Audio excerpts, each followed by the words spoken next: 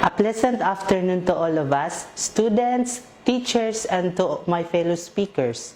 I would like to start my talk by simply sharing the thoughts of Sir Sukant Ratnakar. He stated that our future success is directly proportional to our ability to understand, adapt, and integrate new technology into our work. This gives us the idea that integrating new technology is inevitable in learning process, most especially as we are facing the pandemic crisis nowadays. We have to be resilient, understand, and adapt in order to continue from our daily lives. Thus, the topic of classroom at home is vital to tackle in this platform. I'm Dovymel A Cantabeja, and I'm incoming agribusiness students, fourth year this coming semester, and incumbent SSG President. Would like to share my sense about classroom at home. To begin with, allow me to define what is online learning. The term, by its definition, the term online learning, sometimes called distance learning, includes a number of computer-assisted instruction methods are included. This online teaching and learning is faculty-delivered instruction via internet. It includes two types of interaction, a real-time or synchronous, and anytime, anywhere, or asynchronous. Now, in order to elucidate the classroom at home, I prepared points of discussion from the topic. This includes the difference between traditional and online learning, advantage of learning online learning challenges, and tips about creating a classroom environment at home. The traditional versus online learning. From this discussion, I would like to present several differences between the two, such as learning style, classroom setting, technological concern, and pacing.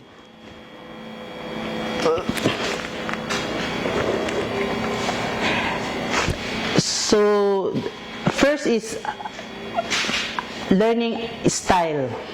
In respect to learning style, typically, online learning tends to favor independent learning style.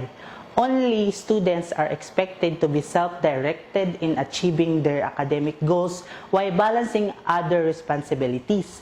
Some courses also favor certain learning styles over others. For instance, those that rely primarily on visual content meet through recorded audio lectures, which can be helpful for auditory learners, although there are still misconceptions that online courses are isolating. Most online education programs have adapted active learning environments that incorporate activities, peer-to-peer communication, and student-instructor interaction. This can be helpful for individuals who learn better when working with others. Some communication options in online courses include email, message boards, instant messaging, video conferencing, and chat rooms. Nevertheless, traditional courses often cater more specifically to students with collaborative learning styles, especially auditory and kinesthetic learning. Likewise, traditional learning environments offer opportunities for face-to-face interaction in and out of the classroom. Furthermore, at a brick and mortar school, social and academic support may come from peers on campus. Second aspect is classroom setting. In a traditional course of a classroom setting, multiple students gather to learn at a specific time and place. Students may attend lecture discussion sessions, independent study groups with peers, or interact with the instructor after class or during office hours. The style of shown at traditional universities is most often teacher-driven, in that the knowledgeable instructor lectures on the subject of his or her expertise. Some online courses actually follow the same model, with synchronous online class session and question and answer sessions that serve as instructor office hours. However, other online courses allow students the flexibility to choose the time and place to learn that is most convenient for them. The style of instruction in online program is more user-driven, depending on the control over the pace of learning and when they attend the class. The third aspect is the technological concern. With regards to technological concern, students must have basic computer literacy to do well in online courses.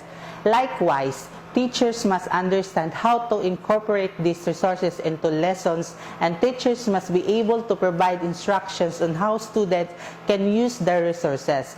In addition to the communications methods previously discussed, some of the media that may be utilized in online courses include web page, webinars, softwares, programs, webcasts, search engines, and social media.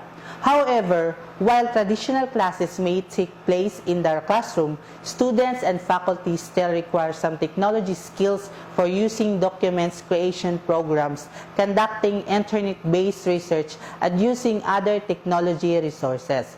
Therefore, traditional classes will not save students or faculty from having to learn how to use and incorporate some technology into their education programs. The fourth aspect is pacing. For pacing, a traditional on-campus setting, students must take courses on the semester, date, and time they are offered. Since there are no physical location, online courses often offer more flexibility. This is true in two senses. First, many schools offer self-pacing where students absorb the material on their own time using resources provided by the college, giving them the flexibility to work around their busy work and life schedules. Other schools have a more traditional setup, conducting online classes according to a set schedule, but offering them in different start times and length. Now that we have already differentiated the two modes of learning, it is now easier for us to identify online learning challenges. There are several social networks that can be used for online learning, such as Skype, Google Classroom, Facebook, YouTube, Yahoo, and many more. Social-centered service, whereas online community services are group-centered. These allow the users to share ideas, pictures, posts, activities, events, interests with people in their network. In pandemic crisis, our school, Asscat, is implementing a blended learning environment from where students will attend traditional school on a part-time basis and complete their class online. So, what is blended learning? It is a formal education program in which students learns at least in part through online delivery of content and instruction with some element of students' control over time, place, path, or pace, while still attending a brick and mortar school structure, face-to-face classroom methods, and combined with computer-mediated activities. Online learning offers advantage in terms of accessibility. It allows the students to learn at their own time and pace, and to revisit the content whenever they need to review certain things. While self-pacing and the ability to return for review are enough to get into online learning, it has its downsides. So we have 5 challenges in online learning. The first problem is that making the adjustments to online learning can be difficult for many students. Most of us are used to learning in physical space such as a classroom, library, or even co-worker space. Online learning may be accessed anywhere, but you may find some difficult in getting used to it. One of the biggest challenges is that most online learning is one-way communication. There is no interaction between learners and teachers.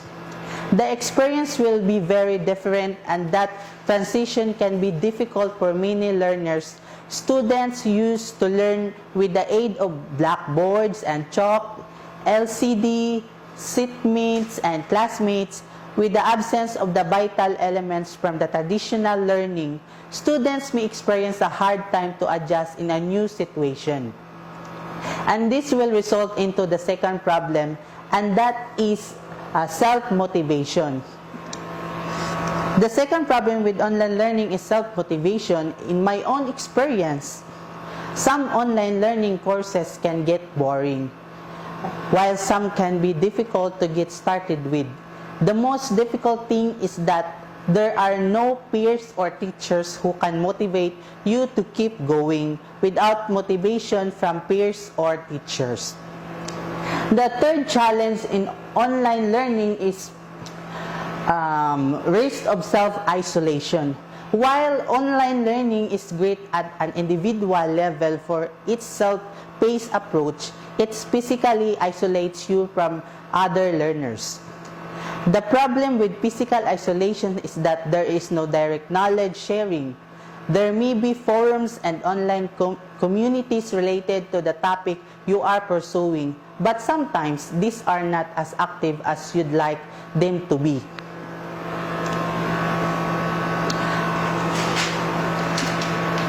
The fourth challenge in online learning is the huge array of choices. There are so many websites nowadays offering a vast amount of online courses with the same topics and similar content. How are you able to figure out which one is right for you? Figuring out what would be right for you involves many different factors. For one, the type of teaching style should be considered. Your level of knowledge on the topic is another factor. We should always strive to be beginners when learning, but there are some subjects you may be better versed in the others. This is where you have to consider whether the content is right for you or not. The last challenge in online learning is the availability of gadgets and internet connection. The most challenging part of online learning is for the students to secure their own gadgets and internet connection. Considering the fact that most of the students in our college is facing financial difficulties, most probably in the remote areas. So after we discuss the challenges in online learning, here are some tips on creating classroom environment at home. So I have 8 tips for you about creating classroom environment at home. First is we have to stay organized. For us to be organized, we have to set up a dedicated learning for studying. By completing your work time repeatedly, you'll be able to establish a routine. Whether your learning workspace is your kitchen table, living room table, or in the corner of your room, it's important to determine what type of learning environment will work best for you. Setting up a regular learning workspace will also help you to stay organized. Knowing exactly where important dates, files, forms, syllabi, books, and assignments live will help keep you on track toward hitting your goals. When setting up your study space, make sure that you have a high-speed internet connection, number one, and have the required books, materials, and software for the course, and have headphones for listening to lecture or discussion. The second tip is we have to stay engaged. We have to communicate regularly to our instructors, support personnel, classmates, and etc. Call or text and message classmates and instruction for any updates, query, and clarification regarding to the topics in the class. The third tip is be accountable. Set goals at the beginning of the semester and check in with yourself weekly. In a traditional classroom setting, you'll often receive verbal or visual reminders of an assignment's upcoming due date, but without instructor actively reminding you, it's up to you to make sure you're allotted enough time to complete the work so you're not starting an assignment the day before it's due. If you're having trouble holding yourself responsible, pair up with a fellow classmate or enlist the help of a classmate to check in as an accountability partner. By being organized, proactive, and self-aware, you can get the most from your online class even when life outside of school becomes chaotic. The fourth tip in creating classroom environment at home is the time management. The flexibility to create your own schedule is often one of the biggest appeals of taking online classes, but that freedom can also be detrimental if you do not have solid time management skills. Without them, you might easily find yourself cramming before classes or handing in subpar assignments. The following are valuable tips to help you practice and improve your time management skills. First, look at the syllabus at the start of the semester and make note of major assignments. Mark them on a calendar you check regularly so you know what workload is coming in the weeks ahead. Don't forget to factor in prior commitments that may interfere with your regular study schedule so you can give yourself enough extra time to complete assignments. Second is create a weekly schedule that you follow. This means that designating certain hours each week to reading, watching lectures, completing assignments, studying, and participating in forums. Commit to making your online coursework part of your weekly routine and set reminders for yourself to complete this task. The third one is when you're working in your assignments, try time blocking, allotting yourself a certain amount of time for each task before moving on to the next one and setting a timer to keep you accountable. The fourth one is check in periodically throughout the term and look at how you're spending your time. Ask yourself, how much time am I dedicating to course reading and assignments? Am I regularly underestimating the time it's taking me to get things done, forcing me to get things done, forcing me to cram the nights before the exam? A little self-reflection and adjustments can go a long way. The fifth tip about creating a classroom environment at home is eliminate distraction. From Mobile Legends to Facebook to dishes piling up in the sink, you'll be faced with many distractions that can easily derail your studies. The best online students know how to lessen these distractions and set aside time to focus. Exactly how much a challenge these distractions will prove to be will depend on your own unique personality and situation. Some might find that they can tune out a noisy home by listening to music. Others might choose to work from a local coffee shop or library to eliminate their urge to multitask at home. Ultimately, you will need to find a strategy that works best for you.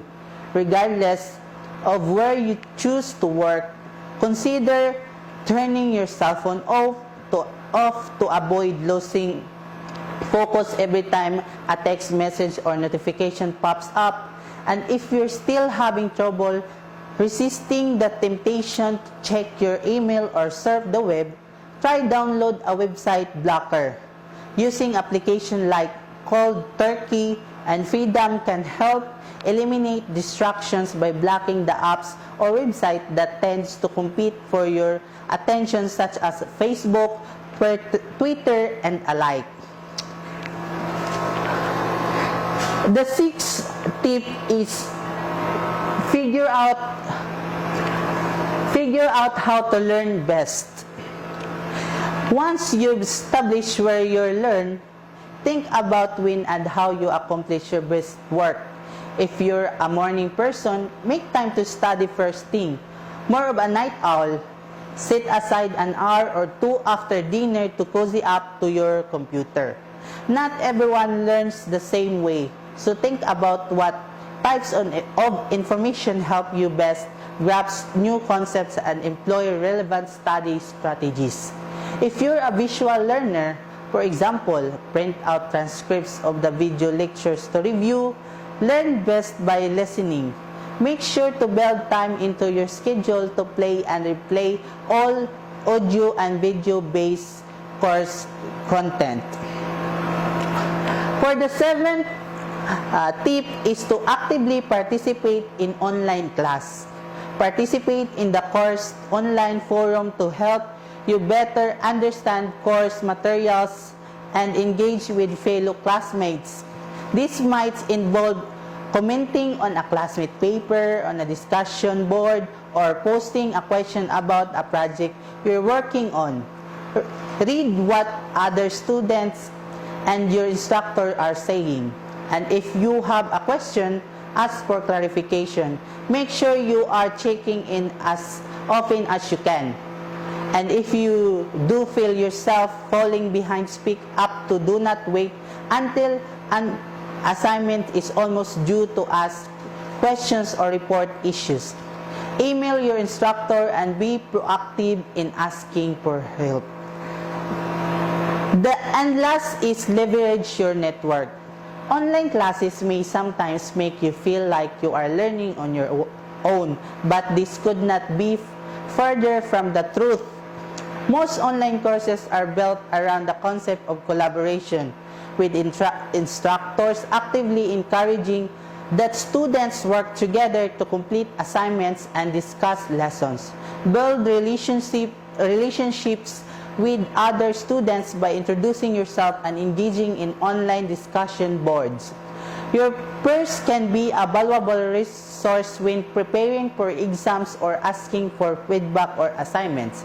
Don't be afraid to turn to them to create a virtual study group. Chances are good that they will appreciate it just as much as you will. So that's the 8 tips that I can share to you about creating a classroom environment at home. So here's my point of view. To overcome these issues with online learning, the best approach is to mix and match your approaches. This means that rather than relying on online learning for your transformation, instead mix online learning, classroom settings, reading, and even events and networking. This is where blended learning comes in.